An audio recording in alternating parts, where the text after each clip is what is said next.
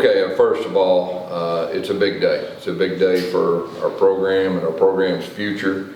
Real proud of our staff and the work that they did to get us to this point. I mean, we lost our two coordinators in the middle of last week, which is extremely tough to do and still have this kind of class. We signed one of the better classes in school history, if not the best class in school history. We had 5 state of Orlando signees. That was really a big focal point of keeping our top players home. I mean, this is one of the best areas in America to recruit football players, and just trying to make it popular for our top guys to stay home, and this class definitely did that. I'm very excited about that. 10 players from the state of Florida, and that's what we talked about when we first got here. We're going to recruit this state, and that's what we've done. So we're really excited about that. I'm just going to talk about the high school signees today. I'm going to wait until early January, right when we get back, as far as our transfers, which we've got some outstanding transfers, and we're still working on some with that. But overall, I'm just real excited about today and the players we have. Starting out with Caven Call. He committed to me, I believe, Christmas of last year. I think he was our first commit and really the leader of the class. And he just stood firm, loyal, just outstanding old school football player is what he is. And I really appreciate him and his family. And he really led the class, especially early on. And he's going to be an outstanding player for us. Jonathan Klein, offensive lineman. You're talking about a guy that's an athlete. He is tough. Comes from a great program. He's a guy that Coach Hand has an eye on for a long time, and for us to get him, he's going to bring a lot of athleticism, a lot of toughness. So we're very excited about Jonathan. He's got a great family too. Keon Cox is a guy right from Phoenix City, Alabama, that I've been familiar with for a long time. A great program. This guy's an athlete. I mean, he is tall, he's long, very athletic, and very physical. He's got a bright future. Me and Coach Hand have been on him for a long time. He's one of our priorities and been recruiting him a long time, committed to us, I guess, yesterday, and so real excited about him.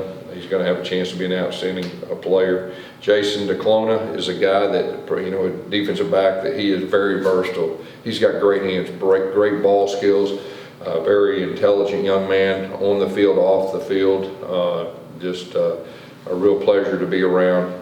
He's a guy that I think can really help us early. Really excited about him on our back end. Troy Ford, linebacker, he was one of the priorities early on for us. He's an old school football player. He does everything well. He's got a great family, just a high character young man, comes from a great program, used to winning. Can't say enough good things about him and his family, and Troy's going to be a big time player for us. Braden Marshall, right here locally, we thought he was one of the better defensive backs really in all of America, and he's just right down the road. Our coaches did a great job. Coach Addy did a great job. Coach Gibbs did a great job recruiting him. His dream school growing up came after him. He hung in there with us, and says a lot about our program and where we're at. He's going to be a big time player for us. Got a great family, very excited about Braden. Jamark Morris is a defensive back. He's originally from South Carolina, Hutchinson Junior College. He actually played corner, but he's got a safety body. I mean, he's long, he's tall, he's physical. His team played for the Junior College National Championship last week. Came on an official visit, and we're very excited about him. Like, he's a safety body, that he has corner skills, and very versatile as far as that goes. Isaiah Nixon, we really thought he was the best pass rusher in the country, and we thought that from day one. Coach Ingram did a super job recruiting him. He's got a wonderful family. He was committed to us early on, went to an in-state school, and then he came back to us. And this guy's a dominant player, and just very excited about him. Pass rushers, college football defensively, it's about pass rushing, and he can really do that. So we're really excited about Isaiah. Tyree Patterson, a guy that Grant really zeroed in on early. Grant Hurd, our receiver coach. He's got ball skills, he's smooth, he can run, he's strong. We've recruited him for a long time. He was committed to an in-state school for a long time. and just, he came on board with us. This is a guy that we're very excited about. He's a local guy too. So Randy Pittman, tight end, he was our #1 tight end. He was committed to another in-state school for a long time. We've been recruiting him a long time, and Coach Blackman did a great job recruiting him. He's got a wonderful family. This guy's a football player. He is tough. He didn't come off the field in high school. He can flat out catch. He can do everything that we need in the tight end, so we're real excited about Randy. Grant Riddick, he is the best kicker we think in the country. He's just right down the road, I think 5 minutes from here.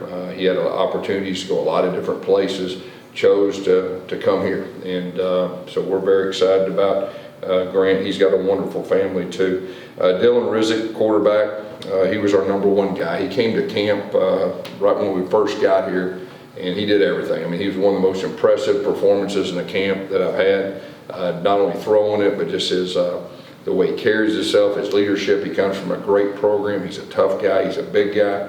He's got a great arm. He can run very well, so we're very excited about him. He's got a wonderful family also. Andrew Rump, just a big athletic guy, and came on an official visit this last weekend. He's got a wonderful family. Coach Martin did a super job recruiting him.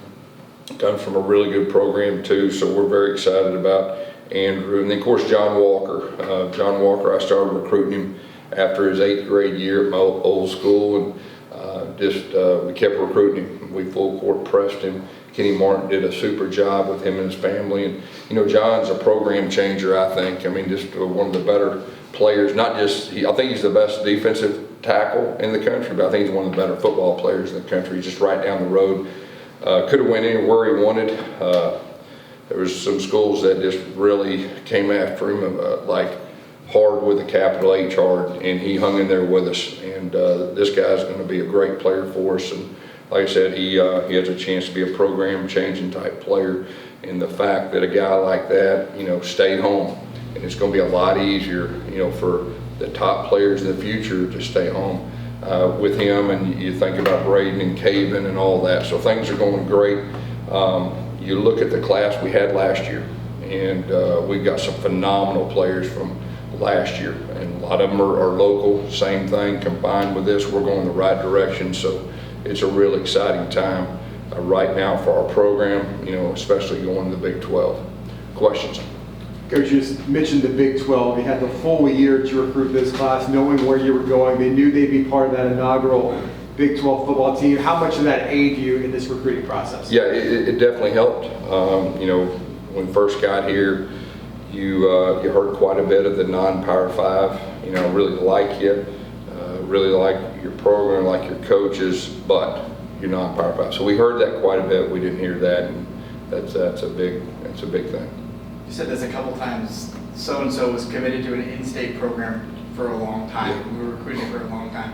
What does it say about your coaching staff in this program to win some of those battles that went on for a long time, like you said?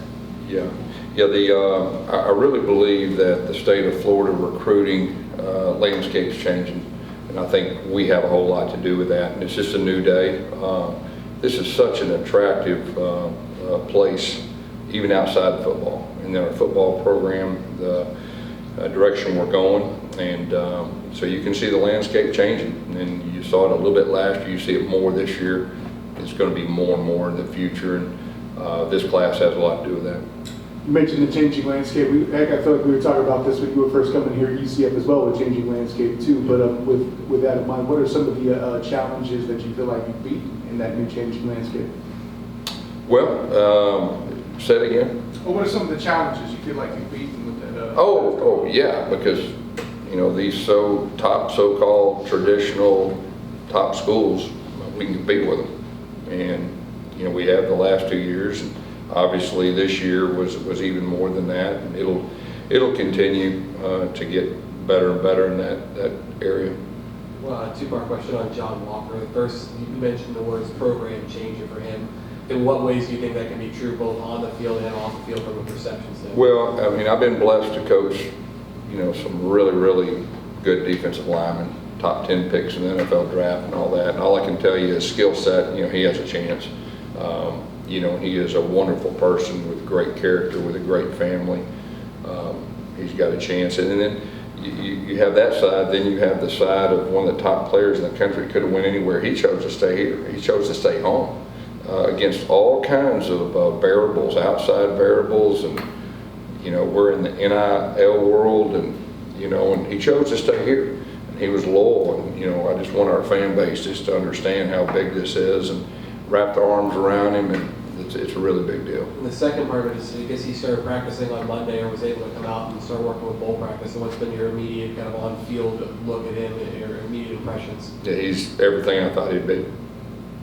In the back here, Gus. I wonder, just even from 10 or even 5 years ago, how much have things changed for the way this whole thing works now with NIL, the transfer portal, the time of year? What are your thoughts on how things have changed? Yeah, it's probably changed more in the last 2 years than probably, I don't know, 20 years. I don't know. It changed more this year. I mean, it's a new age of college football with the one-time transfer, the NIL.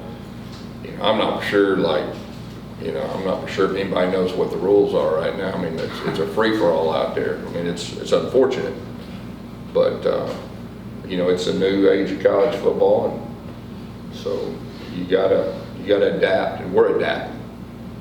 You mentioned the free-for-all, and a lot of that has to do with the NIL collectives and whatnot. How much of a challenge was juggling that and talking to players about what or may or may not be out there for them? Yeah, I mean, you know, we're going to work with honesty and integrity here. That's what we're going to do. But, you know, I think everyone's learning. I mean, I think all coaches around college football are learning. And I think the recruits and recruits' parents are learning too. So we're just in a very unique time.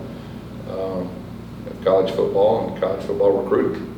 In the back, obviously coaching changes, coordinator changes isn't something abnormal, but how do you have to change your approach in the final push to really lock in the recruit? Yeah, I mean, that's, you know, that was pretty unique to lose both your coordinators last week before recruiting. A little stress with that, but I think that's really a tribute to our other coaches and the relationships that they have. And we recruit not just one guy, we recruit, you know, collectively. And, you know, for us to have this kind of class, when you lose your offense coordinator and defense coordinator, it says a lot about our staff, and I'm real proud of those guys.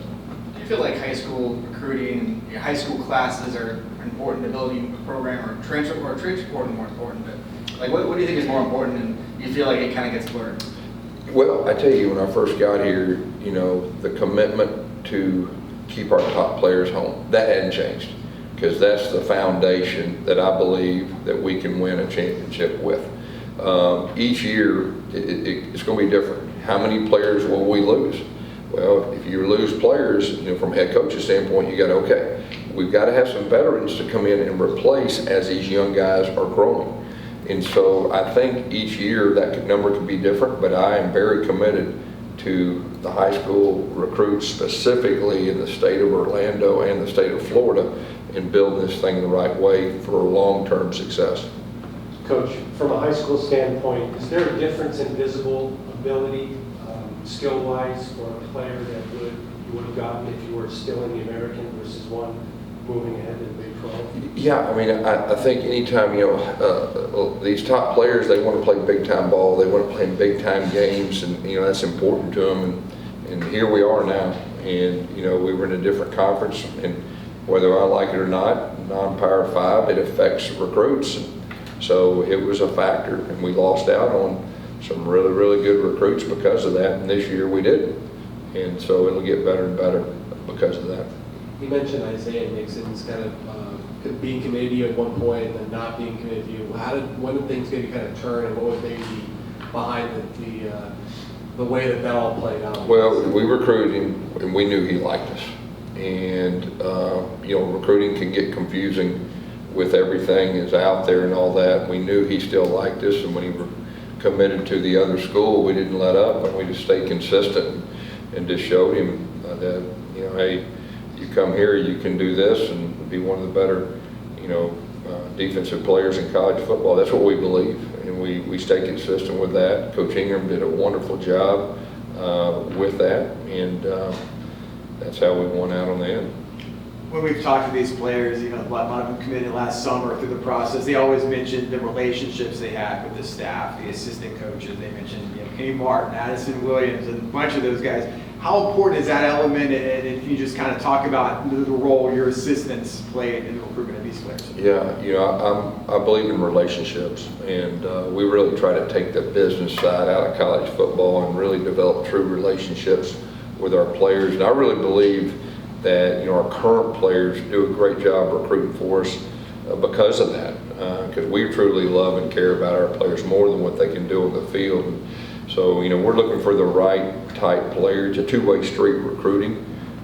We don't recruit knuckleheads.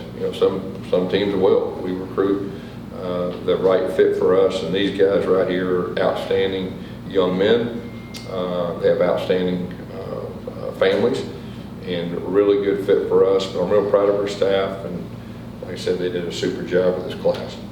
You said Kenny McCall's been committed since last Christmas. It's 4 days till this Christmas. Yeah. You don't see that too often these days, do you? You really don't, and he's a real football player. I mean, he's just old school, tough, and he helped put this class together. He's going to be a really, really good player here. Coach, for all the talk of recruiting, obviously bringing guys in, super important to the program, but also then you have guys that exist at the institution already that you need to talk to and keep communication with. What's kind of your philosophy to keep those guys in the building as well? Say that one more time. What's your philosophy to keep current players in the building as well? Yeah, I mean, that's really where it starts. Keeping your top players, here, because people actively recruit your players now. I mean, they actively recruit. Like I said, I'm not the rules and all that. I mean, players are getting recruited, and so I think it starts there, keeping your roster intact, and so we've definitely done that. Did you get any kick out of the reaction you got from the picture you posted on sandhill cranes and people trying to maybe read tea leaves about them? Yeah, I saw that. I was walking out of my truck and they were squawking and all that, so I just got my phone out and videoed it. And then today I went out there and there's a big white bird on top of my truck, so I'm really not sure what's going on with that. But, there's a lot of wildlife right outside my office, so I think that's pretty cool. Yeah, that's a good omen, I guess. Less fun question, I guess, compared to that. But talk about John Walker, early starting January. What is the benefit of a player like him versus the other guys who are starting in January to already get going while bowl season is going on right now? I think two things: to get here and get used to the college life and the college routine, and then 15 practices, of college football, which is different. This development. It really helps them on the fast track and helps us too, from a coach's standpoint. And we got quite a few guys that'll be here early. And then I'd also need to point out our off the field recruiting staff did a wonderful job. And that's a group that doesn't get enough credit. And they did a wonderful job, led by Andrew Blaylock and his team. They did a super job helping us get to this point too. A week from now, you're going to be on the field playing in a bowl game. Just talk about how crazy this time period is. I know the early signing period's been around for a few years now, but how challenging is that? Preparing for a bowl, dealing with portal now, and recruiting. Yeah. This is very unique from the standpoint. It used to be like Wednesday before. Okay, so you have a little more time. So yeah, we're practicing. After today, we'll fully put our attention. Into the bowl. We're playing a very good Duke team, and I've already talked about 10 wins is very, very important for our program and momentum, and we're playing a really good team, so we'll have to do a great job of that. But I will say this, our players, and it's been really good energy in practice, and they're excited about this bowl game, and I've said that before, that's half the battle of bowl games. How excited your team's going to be. You see it every week, with that. 14 guys in here. Do you expect any more activity before the end of the day? It's possible. We'll see what happens. It is possible. So with the spots you have left, would it mostly go towards transfer portal? I remember last year you were adding guys in January, the spring, the summer. Is that kind of what you'd have your eye on? Yeah, I mean, we're taking it step by step. We're taking it step, for this upcoming spring, preparing for that. There is another window, so you have to be prepared to adjust and adapt. like I said, I think everyone's learning with the new routine, the new schedule, the new rules. I think every head coach is in the process of learning the new normal. Linebacker, is it fair to say maybe that's still a need with only one on this list and trying to make sure maybe you shore up some transfers? Yes, for sure. That's all set. Okay, thank you all. Thank you. Thanks, guys.